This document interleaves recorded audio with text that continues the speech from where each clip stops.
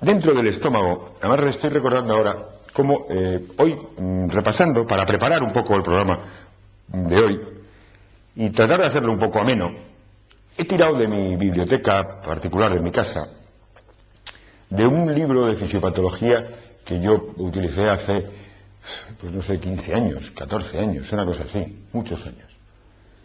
Y mirándolo, además, claro, lo has tenido que leer, lo has tenido que...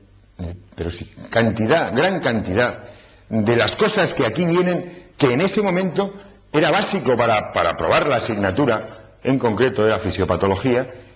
Para aprobar la asignatura era básico tener dominado ese libro. Claro, yo, al estar hablando ahora de aparato digestivo, yo tiro de mi batería y, bueno, pues voy mirando los conceptos, muchos conceptos, que entonces, como se te ocurriera cuestionar, te costaban el aprobado, ya no valen en absoluto.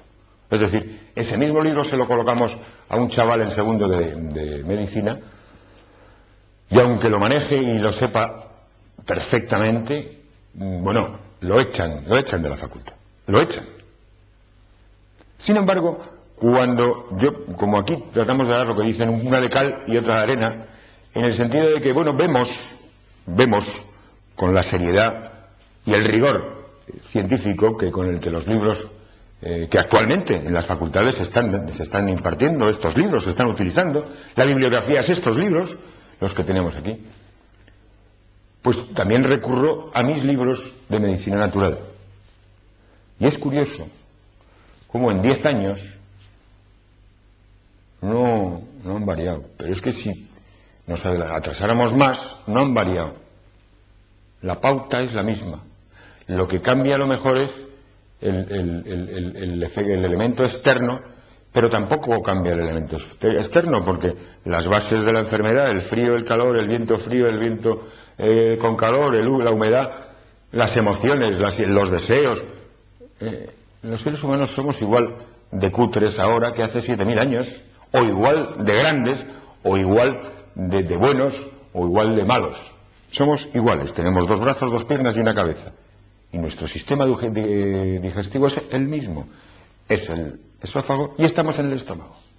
Una de las patologías más comunes y más conocidas por todos es la úlcera. Eso ya se lo habían ustedes, seguro.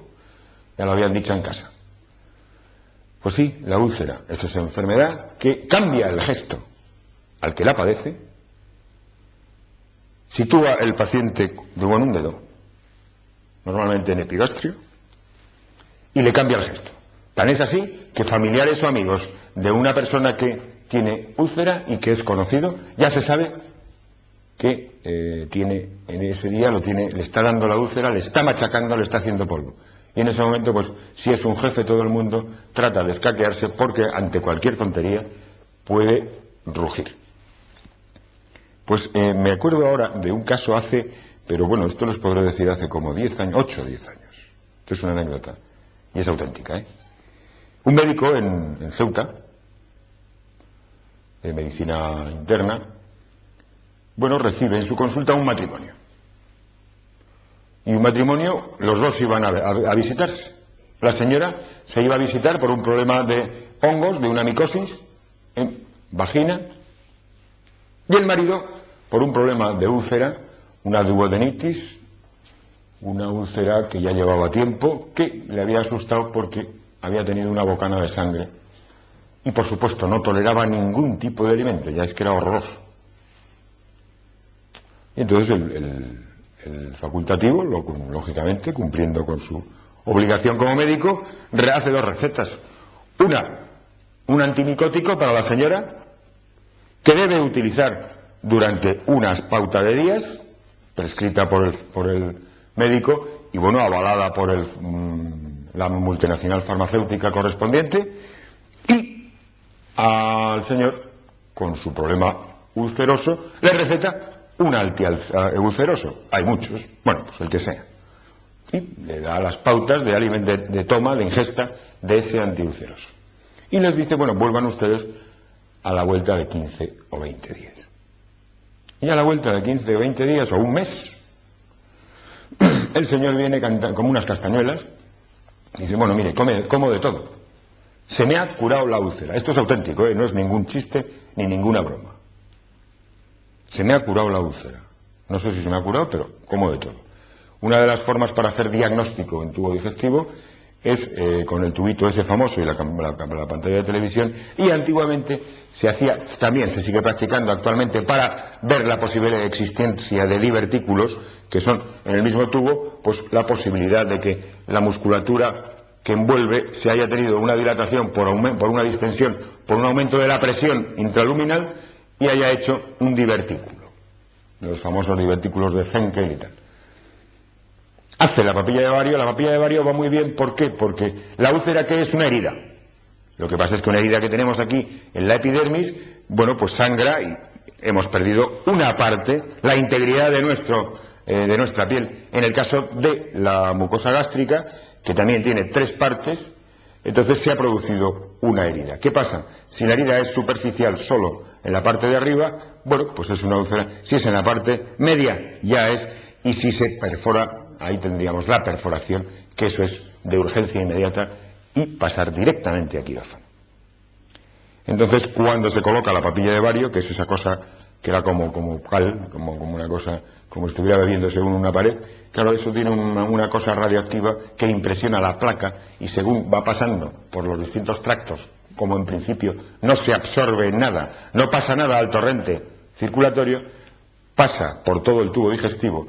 Y si la pared, la mucosa está íntegra perfectamente, va resbalando. En la zona donde haya una herida, ahí se queda coleccionado. Y entonces, cuando ha pasado ya todo, porque eso va como un trozo así, por ejemplo, va pasando, llega al estómago, da unas vueltas, pasa por duodeno. Si hay una duodenitis, pues ahí tiene una forma como de trébol y lo ves en la placa directamente. Aquí tengo una duodenitis. ¿Por qué? Porque hay una distensión, se ha deteriorado la pared muscular y entonces produce un aumento de presión, que es ese problema de tal. Porque los pHs, la disminución de pH implica acidez, y entonces ahí ha habido algún problema de una agresión en concreto y hay una herida. Bueno, pues le hace la papilla de Vario y el señor tiene total y absolutamente la mucosa corregida, sin ningún tipo de problema. Evidentemente la señora sigue con más hongos. La señora ya tenía una plantación de hongos. Y bueno, pero vamos, claro, nosotros los médicos no creemos en los Reyes Magos, ni en los peces de colores, ni en que la policía... Y claro, si es normal, un paciente con úlcera, me refiero desde la medicina moderna.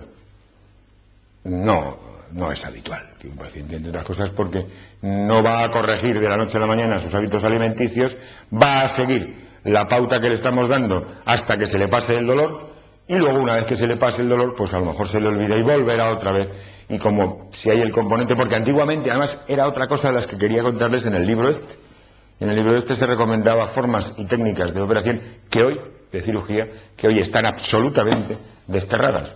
De hecho, en ese libro además se relataba las patologías, y además creo que vamos a tocarlo, ese libro, como ejemplos en los sucesivos programas que vamos a dedicar a la farmacología del aparato digestivo. Vamos a dedicar, pues eso, de las operaciones, lo que les pasaba a los pacientes cuando se les quitaba tal o cual parte del estómago, tal o cual parte del intestino. Ya se sabía qué es lo que, el siguiente paso en la reacción adversa de esa agresión, de esa incisión que se había hecho en determinada parte. Pues bien, el médico del caso que estábamos contando llegó, claro, dijo, bueno, pues vamos a ver, ¿usted qué ha tomado? Y el hombre sacó la receta. Y el hombre se había estado tomando el antimicótico. Cuidado, que esto es increíble. El antimicótico que le habían mandado a la señora. Y la señora se había estado tomando el antiácido. Pero el antiácido ya me contarás. Pero el antimicótico se empezó a buscar porque había un tipo de gel ahí. El antimicótico parece ser que tenía algún tipo de ayuda, o a lo mejor no tiene ningún tipo de ayuda. Y la misma pauta alimenticia que el señor siguió, sin mayores agresiones, sin tocar directamente su sistema nervioso de producción de ácido, sino llevando la pauta, el hombre la siguió, esa pauta que a él le pusieron coincidió que le va bien para su constitución y le va bien para su mucosa, y resuelve. Y resolvió. Entonces, después del estómago pasamos duodeno y llegamos a intestino delgado, que es donde se producen la mayor parte de las absorciones, es la parte más larga del tubo digestivo. Ahí está muy irrigada, lo que llaman los plexos de Auerbach y Meissner, fueron los que lo descubrieron. Y luego ya pasamos al intestino grueso para, por el recto, eliminar las heces.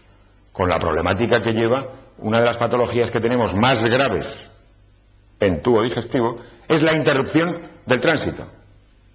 De hecho, ustedes, si han tenido algún pariente o algún amigo, o ustedes mismos, con algún problema de hernia inguinal, que es eso en la que se les salía un asa intestinal de la parte baja, porque claro, nosotros el abdomen tenemos lo que se llama la faja abdominal, y tenemos los varones dos puntos muy débiles, que es la ingle, que es por donde se nos produce la hernia inguinal, lo que llaman el triángulo de Scarpa. Ahí, ¿qué pasa? Como, claro, nosotros en bipedestación, de pie, todo nuestro sistema descansa ahí. Si además pues hacemos algún esfuerzo, el esfuerzo se hace cuando se está haciendo la defecación. Que además es curioso cuando ahora, entre los efectos secundarios de los antiácidos, dice, efecto secundario, por ejemplo, del aluminio, del hidróxido de aluminio, básicamente los que más se han utilizado, el bicarbonato, que yo lo he visto en mi abuelo, y lo hemos visto que además se lo tomaban, lo echaban así, y se lo tomaban y con el agua después. Quizás es de los más efectivos porque,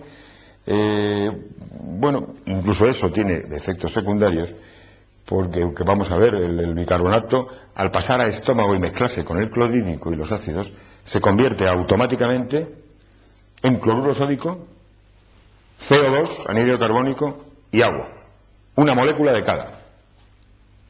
Entonces produce una subida del pH rapidísima, de 7 a 8, se te pone el pH del estómago, es básico. Eso es lo que explica que, claro, que es inmediato, la acción es inmediata para quitar la acidez.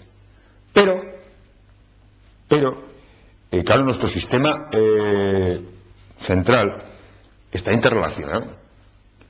Cuando nuestro estómago tiene una información de un pH y unos márgenes de pH que debe corregir él automáticamente. De forma que si tiene un pH muy básico, un pH muy alto, tiene que automáticamente aumentar la producción de ácido clorhídrico y de pepsina. ¿Cuál era el problema? ¿Cuál es el problema del bicarbonato?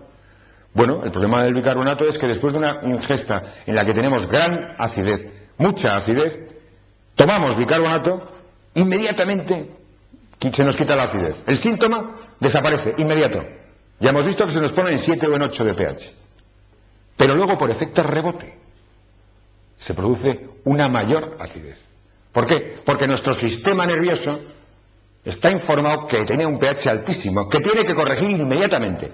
Y como ha sido tan brusco, la respuesta del sistema nervioso también es brusca a la hora de dar la orden a las glándulas productoras de ácido de una forma masiva provocar la secreción de ácido clorhídrico. Y ese señor, dentro de 1 hora o de 2 horas, tiene que volver a tomar bicarbonato. Ese es el problema que tiene, uno de los problemas que tiene, aparte de los gases que le produce después, pero básicamente el problema básico del bicarbonato era ese. Yo recuerdo de gente, de mucha gente, de tener el bicarbonato en bolsas. Eso, yo recuerdo de ver a algún carpintero o a un día, me acuerdo, en casa de mis padres, había una obra que estaban haciendo por esto, y había, los críos, pues como siempre, mirando allí, y había un señor, no se me olvidará nunca, este hombre es que se lo tomaba por kilos. ¿Por qué? Al principio le resolvía, y al rato podía ser 1 hora, 1 hora y media, le pegaba pero además se le cambiaba la cara. Y necesitaba, ¿por qué? La explicación era esa. Corregía el síntoma de una manera brutal, a cifras muy altas, y claro, el sistema nervioso de una manera brutal respondía también, porque eso no estaba en su cuadro de mandos de una forma natural, y tenía que quitarlo, tenía que arrancarlo de cuajo. Otro de los antiácidos, y ya rápido porque ya me han dado el toque, pero no se preocupen que seguiremos con el tema del tubo digestivo, que es importantísimo para todos. Otro de los antiácidos que se utiliza más, básicamente, el hidróxido de aluminio. Efecto secundario, el estreñimiento. Estreñimiento importantísimo. Y además plantea problemas, pero además serios. Y otro de los que se utilizan es el magnesio. El magnesio, que es lo que tiene, es un efecto laxante, nos produce diarreas. Entonces, las formas de corregir la acidez, según la medicina moderna, son dos. O bien, alterando, como es en este caso, la acidez in situ del estómago, del tubo, del duodeno, del estómago y del duodeno, o bien, protegiéndolo con esas sales de bismuto o esos coloides, que son esas bolsitas que se echan un poco así de agua, se baten y entonces engorda, y eso produce como si fuera una película en el tubo digestivo, protegiendo, o sea, desde dos formas, o corrigiendo in situ la acidez del líquido, o bien protegiendo a la mucosa con algún elemento, un coloide, para que no agreda el exceso de acidez a la mucosa y produzca la herida y produzca la úlcera. En otros programas seguiremos hablando de los distintos fármacos que se utilizan para la diarrea, para el estreñimiento, otros antiácidos como los antihistamínicos H2, la ranitidina, estos tan famosos, que tienen, aparte de los efectos secundarios en sí mismos, tienen un gran problema, y se recomienda ya en el mismo prospecto que hay que tener cuidado a la hora de usarlos. No hay que usarlos hasta que no se tiene un buen diagnóstico hecho, puesto que pueden enmascarar o disimular o distraer un diagnóstico de cáncer de estómago que actualmente sí se coge, y como hablábamos antes de la medicina preventiva en los japoneses, cuando de ser el país del mundo que más cánceres de estómago tenía, debido a la dieta del exceso de almidón en el arroz, desde que se hizo directamente un estudio serio de medicina preventiva controlando a la población, ha pasado a ser el país del mundo que menos cáncer de estómago tiene. Por eso es tan importante también saber utilizar cuándo, cómo y dónde. Y tan importante la medicina preventiva. Buenas tardes y hasta pronto.